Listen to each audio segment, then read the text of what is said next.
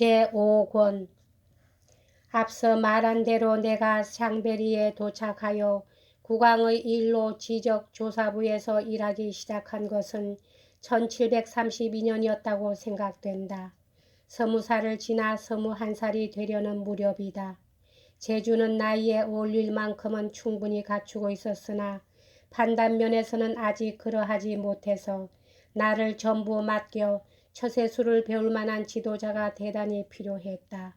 왜냐하면 이 수년 동안의 온갖 체험도 여의 소설적인 공상벽을 아직 근본적으로 고쳐줄 수는 없었고 지금까지 당한 온갖 불행에도 불구하고 그런 고통으로부터는 아무런 교훈도 얻지 못한 것처럼 세상 일이나 사람의 일이나 거의 몰랐기 때문이다. 살고 있는 곳은 나의 집, 즉 엄마의 집이다.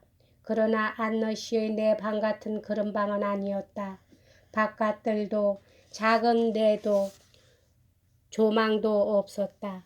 그녀가 들어있는 집은 어둡고 침침했지만 내 방은 그 중에서도 가장 어둡고 가장 침침했다. 바라보이는 것이라고는 벽뿐이고 거리라고 막다른 작은 골목뿐, 환기도 안 되고 햇빛도 비쳐들지 않고 비좁은 데다 귀뚜라미와 쥐새끼들이 들끓고 마룻바닥마저 썩어 빠졌다. 아무리 생각해야 살기 좋은 집은 아니었다. 그러나 나는 그녀의 집에서 그녀의 무릎 밑에 있는 것이다.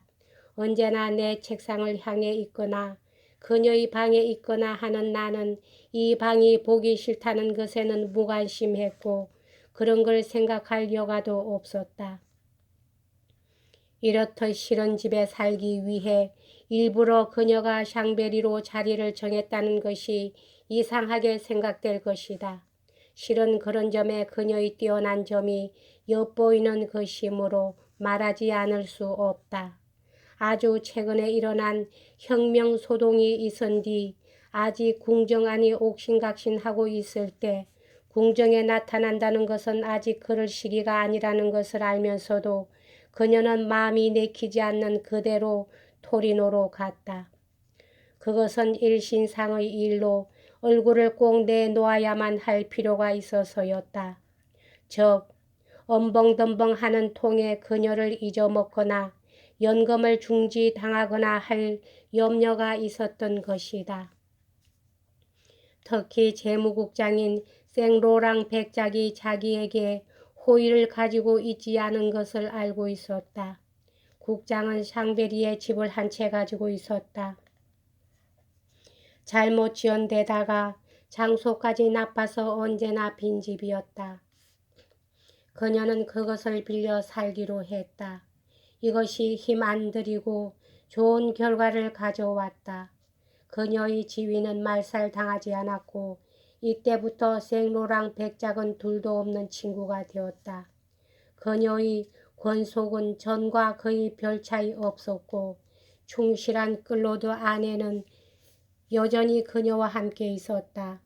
이미 말한 것으로 생각되는데 그는 무더리의 농가 태생으로 어릴 때는 쥐라 산속에서 스위스 차를 따는 일을 하고 있었다. 바랑 부인은 약해는 사람을 하인으로 두는 것은 편리하다고 생각하고 자기의 약을 만드는 데 쓸 작정으로 고용한 것이었다. 그는 식물 연구에 아주 열심이었고 부인도 그의 취미를 크게 도와준 결과 정말로 식물학자가 돼버렸다. 만일 일찍 죽지만 않았더라면 훌륭한 사람으로 인정을 받고 있었던 만큼 틀림없이 이 학문의 세계에서 이름을 남겼을 것이다. 진실하고 과묵한 느낌을 주며 게다가 내가 나이가 아래였으므로 내게 대해서는 일종의 감독자처럼 되어 많은 어리석은 짓에서 나를 구해주었다.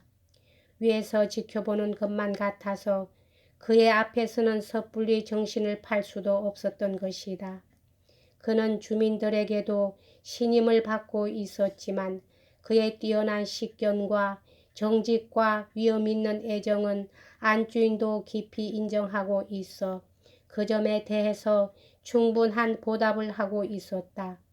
클로드 아내는 분명 색다른 인간이었고 그러한 신분을 가진 사람 중에서 내가 본 유일한 인간이기도 했다. 동작은 완만하고 침착하며 차분하게 생각하고 주의 깊고 태도도 냉정하며 말하는 투는 뽐내는 것 같지만 그의 정열에는 격렬한 데가 있어 결코 겉에 나타나지는 않으나 그 밑바닥에서는 그를 태워버릴 듯이 불타고 있었다. 그리고 그것은 그의 생애에 꼭 한 번 광태를, 그것도 무서운 광태를 연출하게 했다. 스스로 독약을 마신 것이다. 이 비극은 내가 도착한 뒤 곧 일어났다. 이 하인과 그의 여주인과의 친밀한 사이는 그러한 소동이 없었다면 나로서는 알 수가 없었다. 두 사람 사이는 그녀가 자기 입으로 말하지 않는 한 결코 나로서는 눈치채지 못했을 테니까.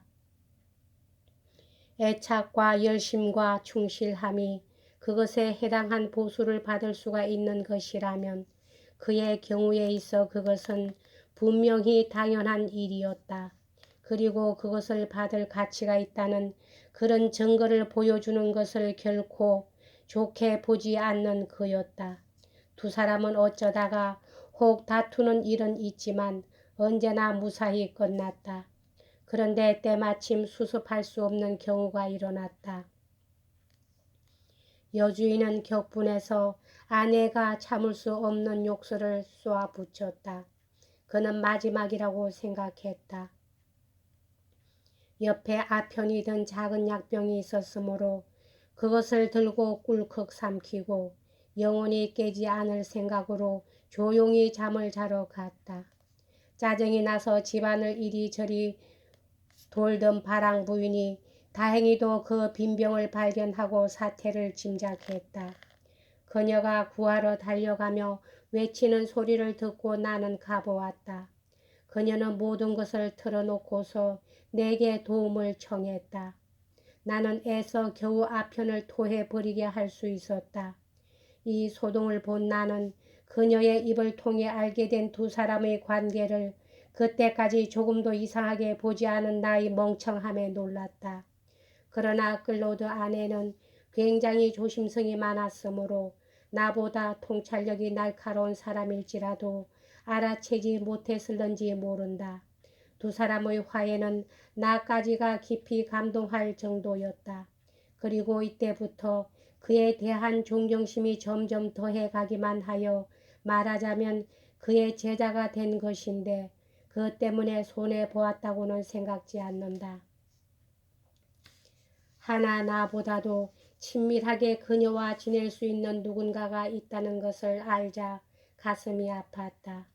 자신이 그러한 자리를 차지하고 싶지는 않았으나 남이 그런 자리를 차지한 것을 보기란 고통스러웠다. 이것은 당연한 일이다. 그런데도 나로부터 그 자리를 가로채간 사나이를 미워하기는커녕 도리어 그녀에 대한 나의 애착이 실제로 그 사나이에게까지 전해져 가는 것을 느꼈다. 나는 무엇보다도 그녀가 행복하기를 바라고 있었다. 그리고 그녀가 행복하기 위해서는 그 사나이가 필요한 만큼 그도 또한 행복하다는 것이 내게는 기뻤다. 그도 완전히 그의 여주인과 생각을 같이하여 그녀가 택한 친구에 대해 진심으로 우정을 품어주었다. 그의 위치에서 당연히 휘두를 수 있는 권위란 것을 조금도 내게 대해 강요하는 일은 없고 그의 판단으로 잘 생각한 다음 그의 권위를 아주 자연스럽게 내 위치에 미치게 했다. 나는 그가 비난할 만한 짓은 무엇 하나 하려 하지 않았고 그도 또 나쁜 일이 아니면 비난은 않았다. 우리들은 이리하여 우리들 전부를 행복하게 하는 결합, 죽음 이의 것으로는 파괴할 수 없는 결합 가운데 살고 있었다. 이 사랑스런 여성의 성격이 뛰어난 증거의 하나는 그녀를 사랑하는 사람들이 모두 서로 사랑하고 있다는 사실이다. 질투심도 경쟁심까지도 그녀로부터 받는 지배적인 감정 앞에 무너지고 말았다. 그녀를 둘러싼 사람들 가운데 서로 중상하는 것 같은 사람은 한 사람도 본 일이 없다. 나는 독자 여러분에게 부탁한다. 이 찬사에 대해 잠시 책을 놓아줄 것을, 그리고 그녀의 일을 생각한 후 만일 그녀와 같다고 말할 수 있는 누군가 다른 여성이 발견되거든 그야말로 여러분의 삶의 안식처를 위해서 그 여성에게 애착을 품으시라. 비록 그것이 가장 천한 창부라 할지라도. 여기까지 하겠습니다.